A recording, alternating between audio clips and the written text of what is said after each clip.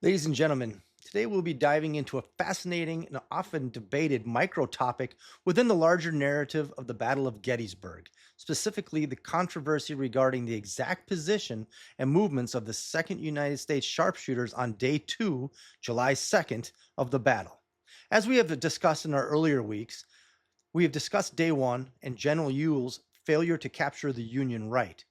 And we discussed last week about the Confederate Bush on day 2 of the Union left.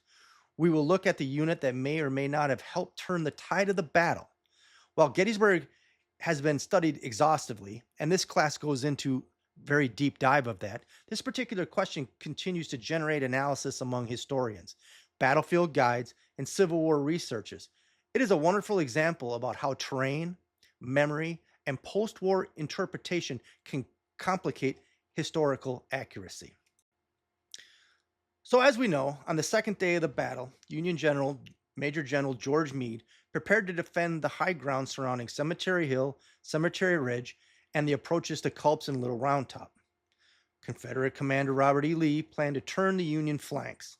General Sickles, as we have learned, has moved his corps forward to the command of a better terrain, although he was not given permission from Meade to do so. So that is the strategic setting. So the controversy we will be looking at is where this particular unit, fell on the battlefield. We will look at evidence and terrain analysis and why it matters, and we'll finish up with a Q&A. The United States sharpshooters, especially the 1st and 2nd regiments, have long been recognized as elite light infantry. Raised under the command of Colonel Hiram Berdan, they were recruited for marksmanship, mobility, and their ability to function independently in a skirmish order. They wore different uniforms. They wore green instead of blue.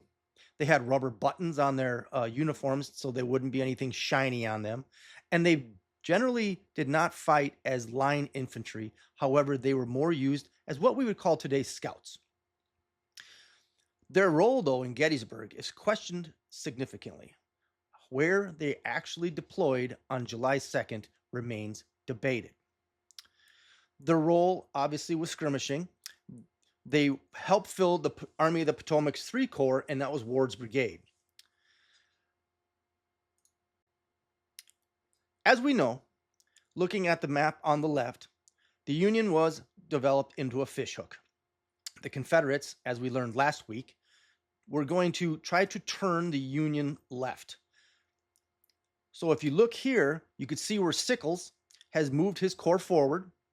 And then if you look more to the map on the right, it shows predominantly where people thought that the 2nd United States sharpshooters were actually located.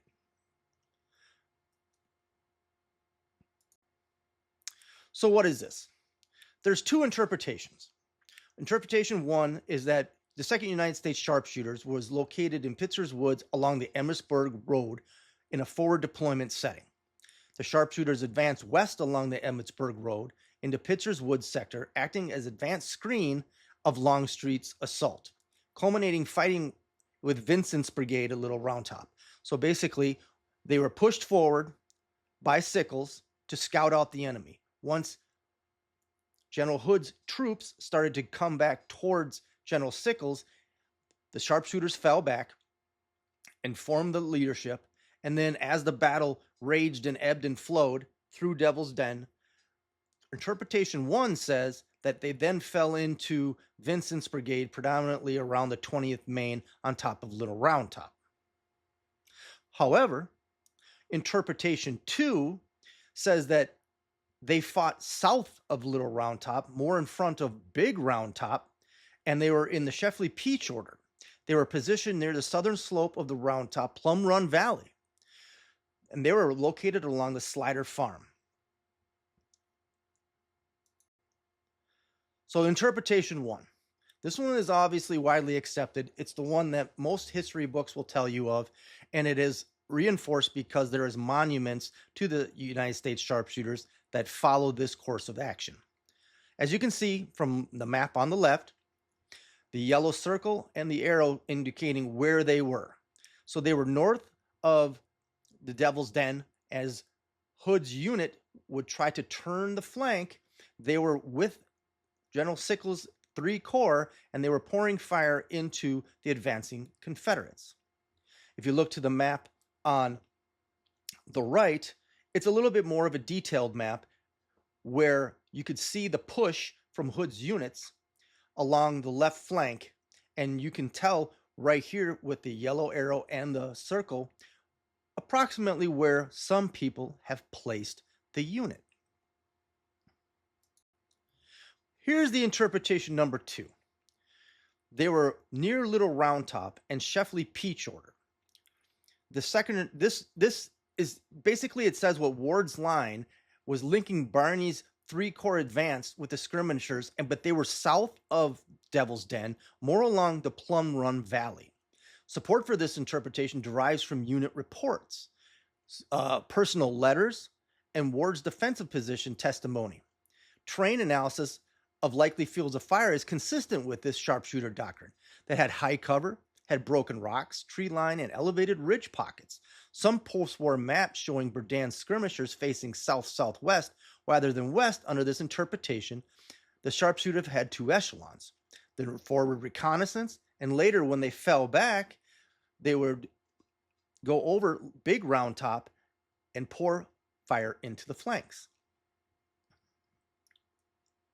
As you can see from the map on the right, it shows Slider Farm. It shows where Little Round Top and Big Round Top are.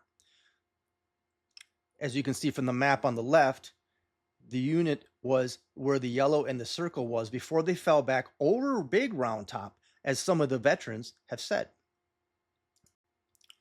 To further strengthen the claim that the Battle of the Sharpshooters was a turning point of the war, there was a personal letter written to Colonel Stoughton, the commander of the 2nd Sharpshooter Regiment at Gettysburg, by Colonel Oates, the commander of the 15th Alabama Regiment under General Longstreet. I paraphrase, but basically what he said to General Stoughton was that his forces, when they were going up the Little Round Top after they had cleared Big Round Top, as you can see on the map on the left, the yellow is where the 2nd United States Sharpshooter started, then fell back to Circle 1, and then fell back to Circle 2. And in the map on the right, you can see the infamous Little Round Top with the 20th Maine and the break off of the 20th Maine. The 2nd United States Sharpshooters were behind a brick wall that was at the base of Little Round Top. It caused them being the Confederates, to change direction to the right, and that their advance was lodged and dislodged from the south of Round Top. Their, quote, lively fire on his advancing line, which returned with much effectiveness, as your trained sharpshooters and skirmishers kept us well under cover. When halfway up, your fire henceforth fired into our backs.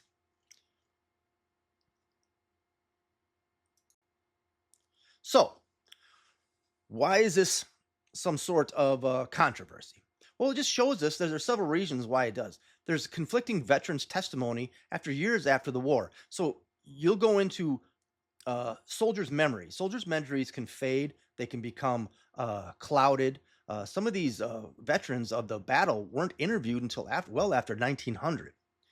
So there's movement-based units. Unlike the infantry holding a stable position, the sharpshooters with their skirmishers were made to shoot and fall back, and furthermore, report. So they did that very well. There is terrain confusion. There's woods, there's ridges, there's farmlands. They've all changed since 1863. There was a whole lot of lack of mapping during the Civil War. There was a skirmish lines that they lacked precise coordinating of recording of where the unit was. And there's post-war battlefield marking decisions, which sometimes reflected the interpretation of how this is going to be. And what I mean by that is there is monuments that have been placed on the Battle of Gettysburg, which support the first interpretation rather than the second. But that's just where a monument was placed. And that's where some people decided to have to, this is where it was and this is what it's going to be. However, if you look at the letters, and I've done extensive research on this, the unit, the 2nd United States Sharpshooters, not so much filled into Vincent's brigade, although maybe some did, but the majority of them did fall back from Slider Farm to over Big Round Top to the base of Little Round Top. And as the Confederates moved up Little Round Top to attack the 20th Maine, those sharpshooters were firing into the back of the Confederates. And as Colonel Oates said in his letter, that if it wasn't for those sharpshooters, he probably would have carried the day. So we weigh both schools of thought. The Slider Big Round Top positions align more consistently with contemporary evidence. There's a couple of new books that have come out that are supporting this school of thought. The Devil's Den school appears to largely be post-war memory and commemoration politics. So why is that important? We as historians, we need to be able to reconcile facts, sources, and memory. Memory can fade, as we talked about. Memory can fade. Memory can play tricks on you. So the broader issue illustrates the perennial problem that Civil War battlefield studies has, of like how veterans' memories, official records, and the material culture with monuments, maps, recollections interact sometimes in harmony and often conflict to shape a historical understanding. Today, the National Park Service acknowledges both traditions, but leans toward the Slider Big Round Top position of the 2nd United States Sharpshooters, supported by terrain studies and contemporary testimony. Recent scholarship by Mark W. Allen and T.J. Orr has further solidified this interpretation. Yet the persistence of the Devil's Den narrative in popular accounts, battlefield tours, and even guide training reflects the enduring power of memory and monument over archival evidence. The story of the 2nd United States Sharpshooters at Gettysburg illustrates how battlefield memory is constructed at the intersection of documents, monuments, and oral tradition. Tactical reality, stone walls, and Slider's Farm, the testimony of Colonel Oates and Colonel White points clearly to one interpretation. Yet the culture of memory shaped why we're veterans dedicated a monument and how other people have mapped their movements, created parallel historical traditions, and that is what persists. This divergence is not merely a matter of periodic dispute over a few hundred yards of ground. It speaks to how Americans remember war, through physical markers and terrain, commemorative landscapes as much as written records. The sharpshooter's case highlights the need for historians to critically interrogate both memory and evidence when constructing Civil War combat history. The key lies in reconciling these accounts. The 2nd United States Sharpshooters almost certainly began the action along the Slider Farm Lane and the lower slopes of Big Round Top. But their fighting withdrawal, they fell back over Big Round Top, thus later confronting the two positions of memory. This compromise explains the conflicting accounts without dismissing either sets of testimony. The controversy over the 2nd United States Sharpshooters position illustrates the larger challenge of micro-historical battlefield reconstruction. Official records, immediate accounts, and technical analysis often point to one direction, while post-war memory and commemoration point to another. The weight of evidence leans towards Slider Farm and the fighting of Little Round Top, firing into the backs of Confederates charging up towards the 20th Maine. Ultimately, the debate underscores the importance of balancing contemporary documentation with the long arc of memory issues. This conclusion accords with the official reports, battlefield maps, and terrain analysis, while acknowledging the power of post-war memory and commemoration in shaping the regiment's service. In this sense, the controversy over the 2nd United States Sharpshooter position is not just a matter of military geography, but also an illustration of the ways memory and history reframe the ground truth. Did they directly affect the outcome of the battle? I believe they did. So, as we conclude this lecture, what do you think? Is history right? Is history wrong? Is it both? What is right and wrong? Did the 2nd United States Sharpshooters greatly aid in the defeat of the Confederates in their flanking maneuver? My personal opinion is yes. But if so, why is there lacking of historiography on the subject? These are the questions I'd like you to think of as you move forward in this course about how different interpretations of history can be. Thank you very much for your time. I appreciate it.